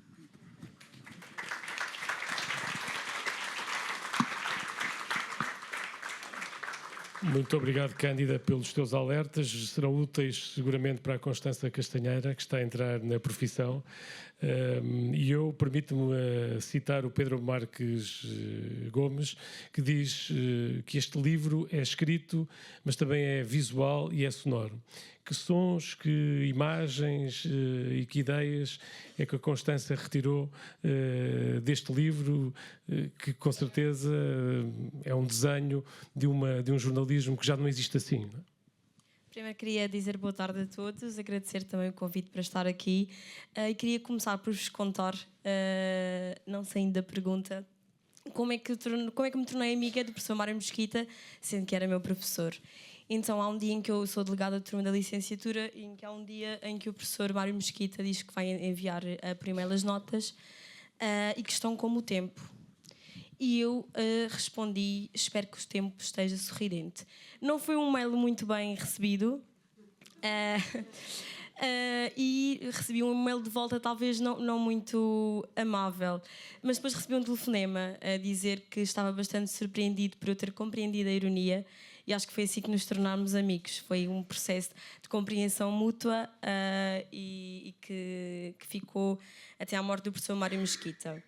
Entretanto, e pegando aqui um bocadinho no que já falámos hoje, eu queria reforçar aqui alguns conceitos e já não me lembro, peço desculpa quem falou sobre isso, mas eu acho que cada vez mais a imprensa é usada como uma arma política e desde sempre. Portanto, eu acho que já no tempo do Estado Novo, com o Conversas em Família, que foi criado na RTP, um bocadinho à margem do Conversas à Lareira do Roosevelt, foi criado um bocadinho no sentido de controlar e de contornar a opinião que sai cá para fora, porque mais importante do que talvez quase a imprensa é a opinião pública, porque é a opinião pública que vem também através da imprensa, que consegue formar um país e formar as ideias e os ideais que todos nós temos. E acho que Mário Mesquita defendia isso muito bem. E ao contrário também do que já foi falado aqui, eu acho que Mário Mesquita tinha sempre as mesmas ideias, mas como é que eu ia te explicar? Não era o sal que não salgava, era a terra que não se deixava salgar. Eu acho que muitas das vezes o problema eram as pessoas e a forma como não conseguiam ultrapassar certas questões no jornalismo. E hoje em dia, pegando também um bocadinho no que a Cândida Pinto nos disse, que eu concordo absolutamente, eu acho que a objetividade, que a verdade no jornalismo está a perder-se. Nós temos jornalismo de investigação, sim, mas cada vez mais nesta aldeia global em que nós vivemos acabamos por ser arrebatados todos os dias, acabamos por não conseguir ter um jornalismo tão conciso, tão baseado em factos e que não permite ter investigação. E acho que isso, eu acho que os génios não se repetem e acho que precisávamos ter um Mário Mesquita sempre, desde sempre e para sempre, para que nos pudesse aqui coordenar um bocadinho aquilo que é o jornalismo e que se está a criar. Quanto à censura, eu acredito que hoje em dia existe assim censura, e pegando aqui também um bocadinho no que disse, de outra forma, claro que nós não temos um gabinete de censura, claro que não somos visados pela censura, mas de certa forma eu também acredito que está no papel de cada um de nós enquanto jornalistas e enquanto cidadãos mudar isso, e eu acho que esse também seria o sonho e o desafio que Mário Mesquita tentou ao longo dos tempos, tal como em político, como em cidadão, como em professor, E lembro-me perfeitamente que o professor Mário Mesquita debatia bastante o código deontológico alemão, que está muito mais completo do que o nosso, e que nós não nos podemos esquecer que enquanto jornalistas temos direitos, mas também temos deveres, e eu acho que essa questão não foi muito bem explícita, e não é muito bem explícita ao longo dos tempos, e que faz falta.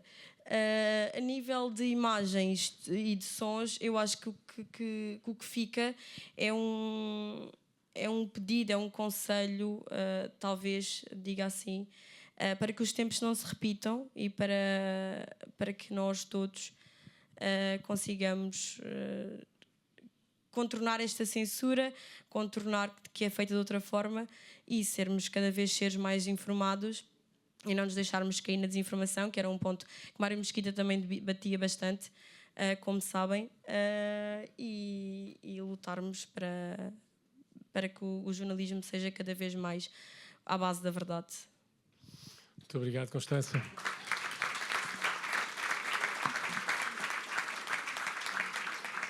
Eu também prefiro o debate como a Constança, mas diria que antes conversas à lareira em democracia e sem censura do que em família com ditadura e com censura. Acho que o Mário Mesquita estaria de acordo comigo, apesar de tudo há uma diferença. Eu gostava de devolver a palavra a Guilherme Oliveira Martins para evocar o Mário Mesquita, julgo eu, na dimensão que falta deste painel que foi rico e de todas as intervenções que cruzaram as várias experiências de Mário Mesquita, mas falámos pouco de Mário Mesquita como protagonista político, como deputado, como alguém que trabalhou para a liberdade de imprensa, alguém que lutou contra o Estado Novo. Não sei o que é que poderia, de alguma forma, desenhar esse perfil de Mário Mesquita nessa área, e era esse convite que eu lhe fazia. Era um homem extraordinariamente arguto no plano político. E todos nós sabemos isso, e muitos dos nossos amigos comuns prenunciaram, aliás, grandes carreiras para o Mário, não é? Era, de facto, um homem muito arguto politicamente. Era alguém que, no entanto, quando se diz falta Mário Mesquita, bom, felizmente que Mário Mesquita deixou a escola. E o que está escrito é, de facto, extraordinariamente importante. Depois, não esquecer que Mário Mesquita, na sua geração, foi um grande escritor da língua portuguesa, um cultor da língua portuguesa. Há textos fundamentais, textos antológicos que muitas vezes nos recordamos. E são textos antológicos que ombreiam com outros textos da história do jornalismo e que bem conhecemos e que o Mário bem conhecia. Eu estou inteiramente de acordo com o Zé Pedro Castanheira relativamente aos tais marcos, aos marcos fundamentais relativamente a essa biografia que tem que ser feita. E essa biografia é uma biografia política também, não é? É uma biografia de alguém que foi sempre um homem político. Sempre um homem político. O José Rebelo já referiu aqui, essa polémica que aqui referiu é a polémica de um homem político, de um homem que põe as suas ideias e está disponível também para ceder, ou para, porque se nós virmos o percurso político do Mário, é um percurso extremamente rico e em que as referências fundamentais relativamente à liberdade, à democracia, ao Estado de Direito, são absolutamente cruciais. Os textos lapidares que escreveu em pareceres da ERC são de facto muito significativos, não é? Relativamente ao que é, no fundo, a vida política, e que a vida política merece ser dignificada, é algo extraordinariamente importante, para que a vida política não fique reservada para a mediocridade. E o Mário era um combatente da mediocridade. foi como professor, aí se afirmou claramente, e justamente a recusa da mediocridade era algo de extremamente importante, e isso também na vida política. Desigradamente quando o conhecemos, jovem, com 20 e poucos anos, textos absolutamente cruciais a que hoje regressamos e que permitem uma visão lúcida sobre a realidade, que era uma realidade de incerteza. A frase do Steinbeck, que o José Pedro Castanheira aqui referiu, é uma frase extraordinária. Porquê? Porque tem tudo. Desigradamente os perigos do próprio jornalismo. Porquê?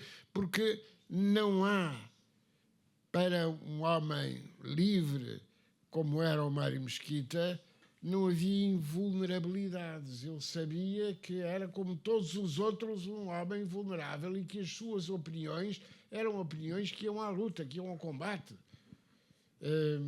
E a possibilidade de se enganar ou não. Quando a Cândida Pinto aqui referiu a importância do jornalismo de investigação, isso é muito importante porque é como um cientista. O cientista começa a sua investigação e pode ou não chegar ao sucesso. E o cientista não vai fazer batota, porque muitas vezes, nós vemos às vezes, podemos refugiar na lógica do romancista. Muitas vezes nós encontramos muitos romancistas por aí, não é? Porquê? Porque podem inventar. Agora, o jornalismo de investigação não dá para inventar. Não dá para inventar. Há uma frase de um mestre comum, que do Zé Pedro e de muitos amigos, que era: o acontecimento é o nosso mestre interior. O acontecimento é o nosso mestre interior. O Mário acreditava profundamente nisto. Ele designadamente invocava-o a propósito de alguém que ele muito admirou, que foi Paul Ricoeur, e Paul Ricoeur justamente referiu, relativamente a um grande amigo dele, que disse isto. E isto era a grande dificuldade do jornalismo: garantir que o acontecimento era o mestre interior, mas um mestre interior com todo o risco que daí advinha. Isto tudo tem a ver com a sua pergunta. O Mário Mesquita foi cidadão. Cidadão antes de tudo. E como cidadão não podia renunciar a ser também político e a ter um envolvimento na vida política e a recusar a indiferença. Esse é um dos grandes problemas com que hoje nos defrontamos. A democracia defronta-se muitas vezes com a indiferença. Tanto nos dá, não é nosso assunto. É assunto de todos. É assunto de todos. Para o Mário era. E esse era o sentido pelo qual ele, jornalista, ele, cidadão, entendia que o acontecimento, tal como aconteceu, tal como significava para cada um de nós, era de facto o seu mestre interior. Muito obrigado. A propósito do Paul Ricoeur, o Mário Mesquita gostava muito, nas aulas e no que escreveu, de falar de um método para a objetividade. Ele não acreditava na objetividade pura, mas que há uma conduta, portanto, uma ética para a objetividade. Acho que faz match exatamente com o que nos acabou de dizer. Eu recebi uma cunha, tal como, aliás, duas cunhas, que é uma figura nacional que a Maria Antónia Paula gosta, mas vou dar a primeira palavra ao José Rebelo, que pediu para contar uma pequena história, e já passo a palavra à Maria Antónia Paula, está bem? É só para contar uma pequena história que manifesta bem a maneira de ser do Mário Mesquita. Foi dito há pouco que ele criou em Coimbra, na Faculdade de Letras, uma licenciatura em jornalismo. E a dada altura ele entendeu que era preciso, mas absolutamente necessário, fazer um estúdio radiofónico no âmbito dessa licenciatura. Ele correu seca e meca, moveu montanhas para arranjar meios que permitissem criar o tal estúdio radiofónico. Conseguiu, e a sessão de abertura foi presidida pelo Presidente da República, Jorge Sampaio. Ele convidou-me a ir assistir a essa sessão de inauguração do estúdio. Quando a sessão começou, bom, vocês sabem que a Universidade de Coimbra, pelo menos a ideia que eu tenho, é que é assim um espelho de uma estrutura extraordinariamente burocratizada, hierarquizada, etc. E não será o Tito Cunha que me contradiz. Quando começou a sessão, para meu grande espanto, estavam os responsáveis todos e tal na mesa, e ao meu lado o Mário Mesquita, no público. E eu perguntei ao Mário Mesquita, mas ouve lá, então tu não vais para a mesa, tu estás aqui. E responde-me ele, não te preocupes, é sempre assim. Deste lado estão os sabedores e daquele são os doutores.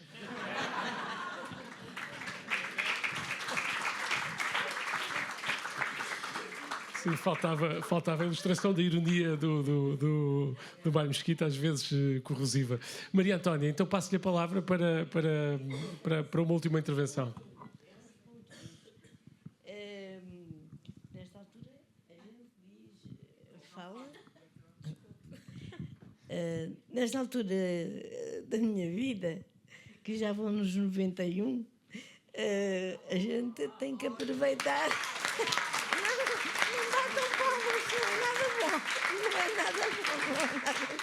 Não é nada bom. Mas a gente tem que aproveitar umas coisas. Isso mete-se cunha. Então é assim. Olha, eu acho que esta coisa do acontecimento levar-nos-ia muito longe e seria muito interessante discutirmos o que é o acontecimento, não é? Para a polícia, por exemplo, é simplesmente... como é que eles dizem? A polícia diz a ocorrência. Mas nós, jornalistas, não podemos só falar de ocorrências. Porque, como dizia o Sartre, a imprensa portuguesa nada explica. E isto é uma coisa que cada vez a gente tem que pensar nisto. É que, sobretudo, bom, não se pode ser tão curto a fazer as perguntas às pessoas na televisão, ou seja, onde for. As pessoas têm que dar tempo aos outros, porque estão a servir os outros. É um direito de ver, como explica o Dr. Labrino Lúcio muito bem em relação a estas coisas. E por isso é preciso ouvir. E o ouvir exige tempo. E nas redações, cada vez mais, seja de que for, da rádio, da televisão, a rádio não sei, não conheço, mas a imprensa e tal, as pessoas não dão tempo. E, portanto, o acontecimento não se explica. E se não se explicar, não é entendido. Andou-se a pôr umas letras, um conjunto de letras, um conjunto de palavras, etc. Isto é uma coisa. Por outro lado, em relação... também não se pode ser a ponto de outro dia eu ouvi na televisão, claro que não são pessoas como a Cândida, não é?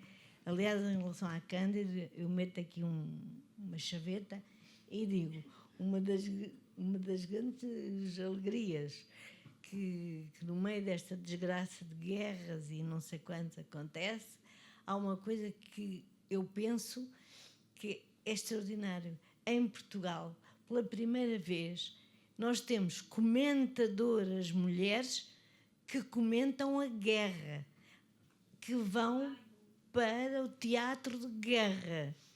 Quer dizer, e o que é que acontecia às outras que nunca foram mandadas? É estranho. Naturalmente as coisas tinham corrido melhor, porque quando são elas a falar, a gente percebe muito melhor. Percebe muito melhor.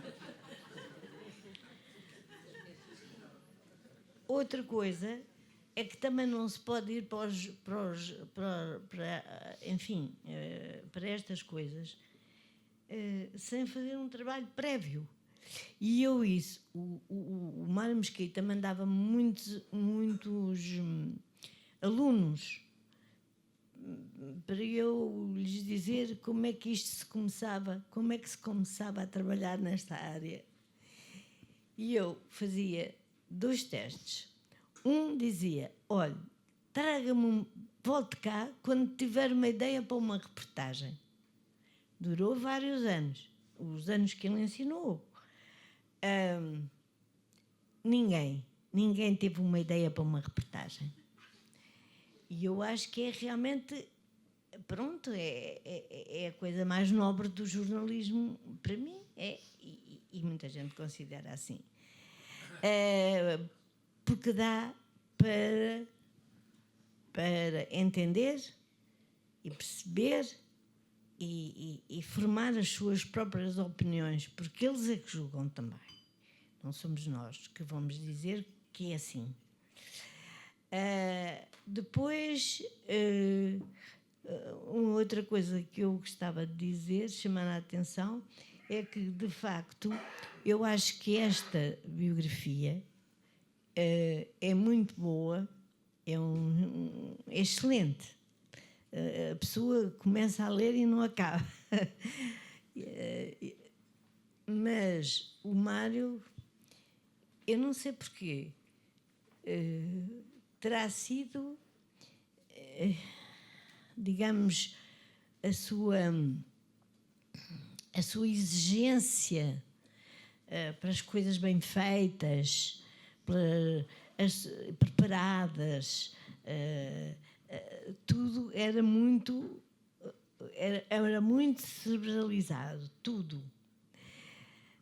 E eu acho que ele aqui esqueceu-se de uma coisa, e até se esqueceu das datas em que as coisas corriam, esqueceu-se da imprensa privada.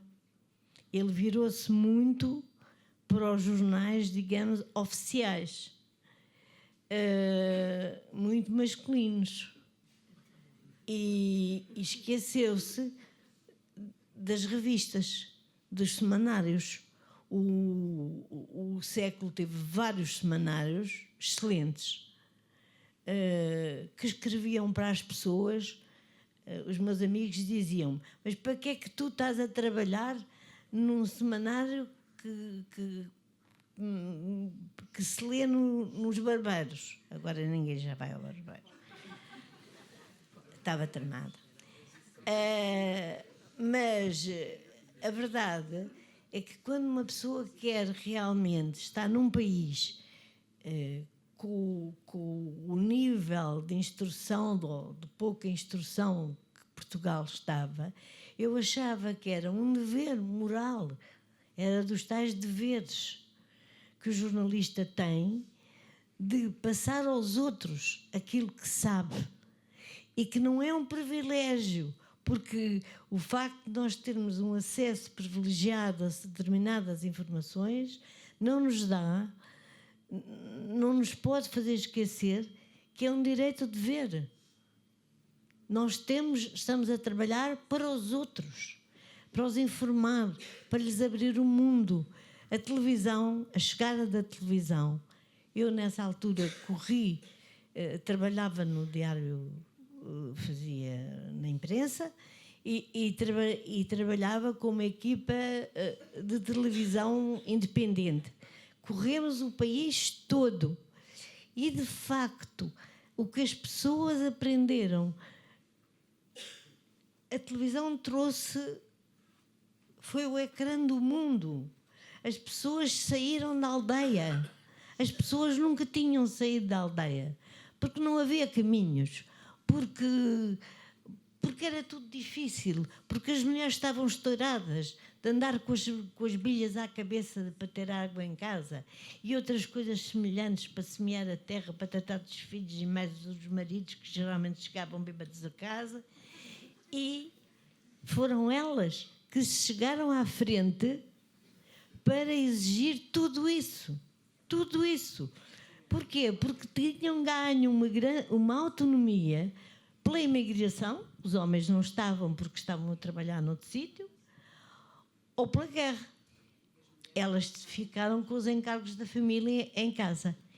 E elas desenvolveram-se assim.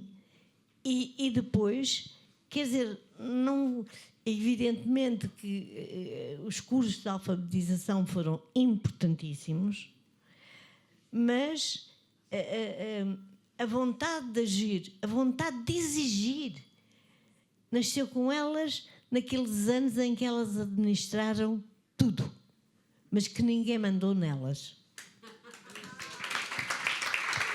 E isto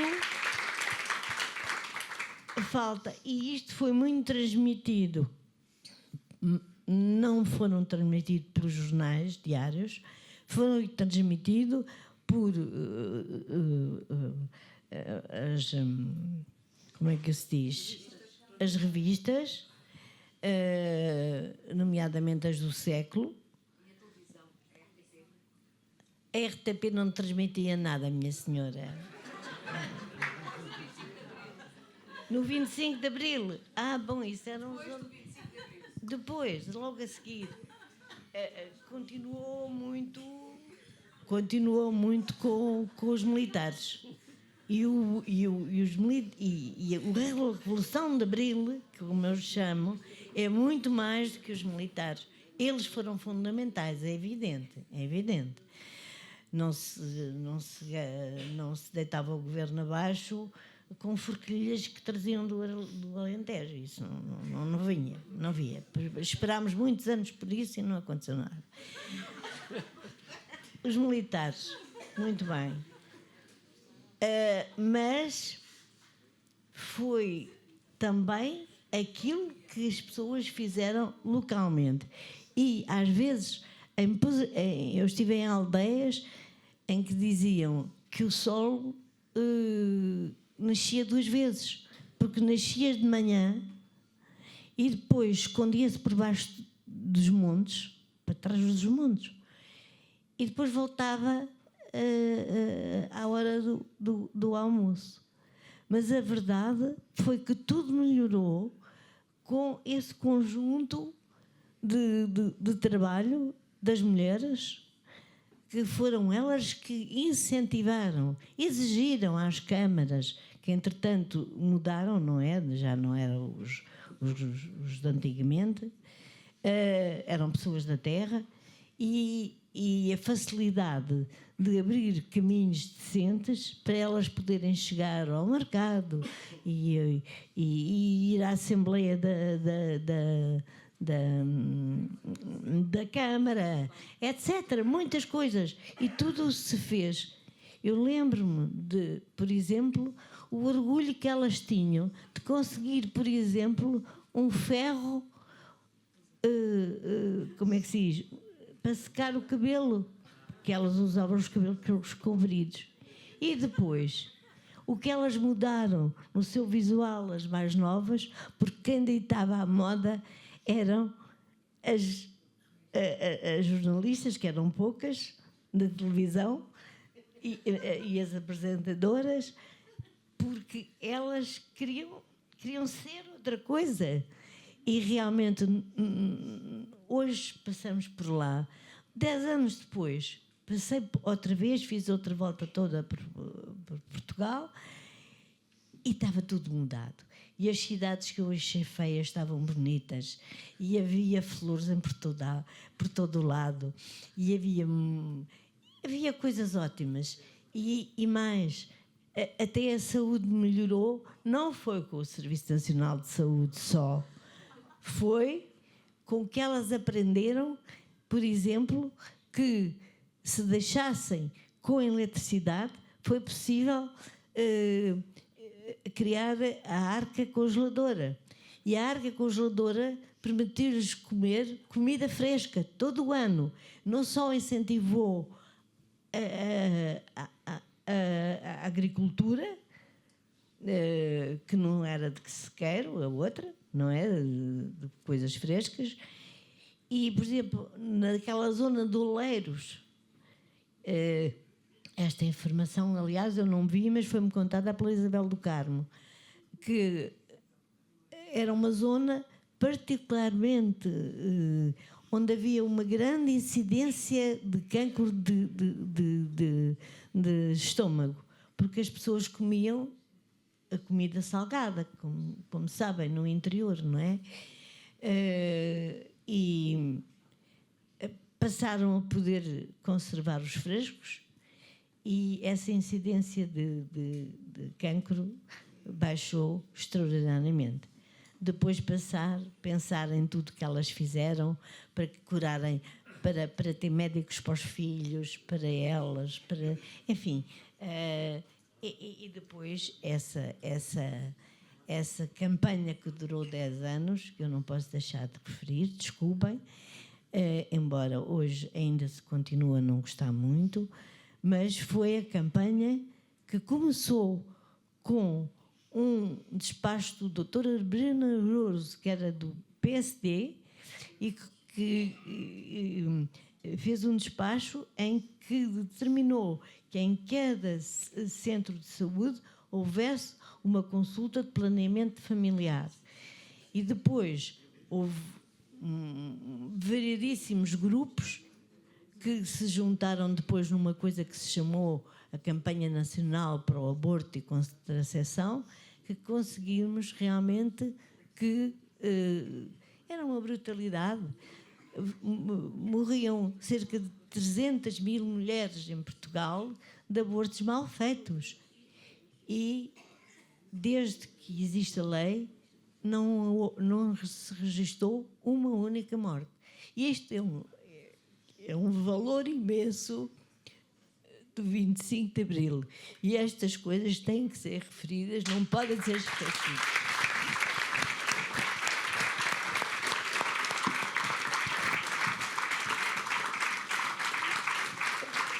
Muito obrigado, Maria Antónia, e obrigado também pela sua luta para que isso fosse possível.